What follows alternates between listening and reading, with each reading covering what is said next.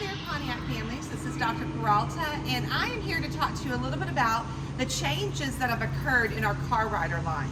We have a lot of car riders here at Pontiac, and the front of our school looks a little bit different. You probably noticed that from driving past over the summer. So the main big difference is that right out here in our car rider line, we no longer have 2 lanes to come in and out, but it's 1 lane coming through. You can kind of see the blue line here.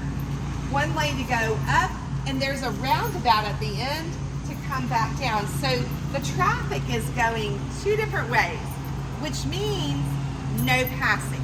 So that's going to make things a little bit more challenging in some cases for the car rider line. Let's first talk about in the morning drop-off. This is going to be really important that all our students, and we'll talk to the students too, really understand they need to be ready to get out of the car when they come up here. This is not the time to put their shoes on or find their things.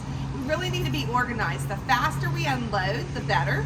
If a student is taking a long time, all that's going to do is prevent all the other cars from doing anything. Since nobody can pass around a car, it's important that students know that. But like I said, we'll chat with them about that too.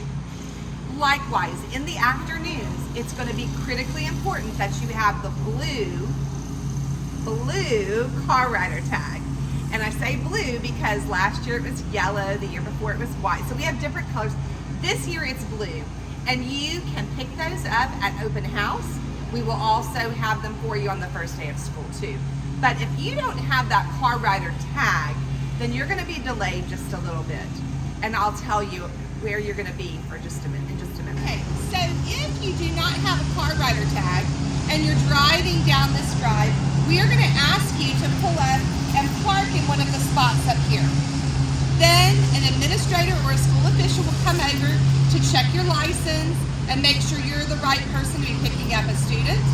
So it's going to really save you time if you have that car rider. The only other reason we might ask you to pull over here would be that your student hasn't come out yet. But we're doing some things a little bit differently inside to help expedite getting students to come out quickly. Okay, here's the other thing that we have realized. Now that we have a new entrance and exit, that's all the same.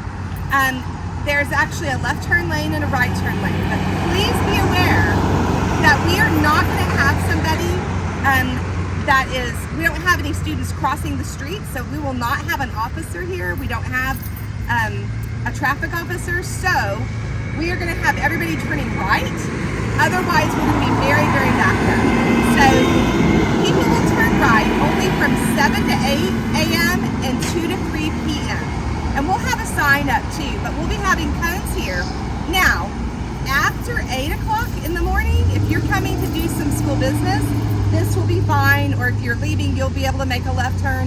But for those arrival and dismissal times, we're only going to have right turn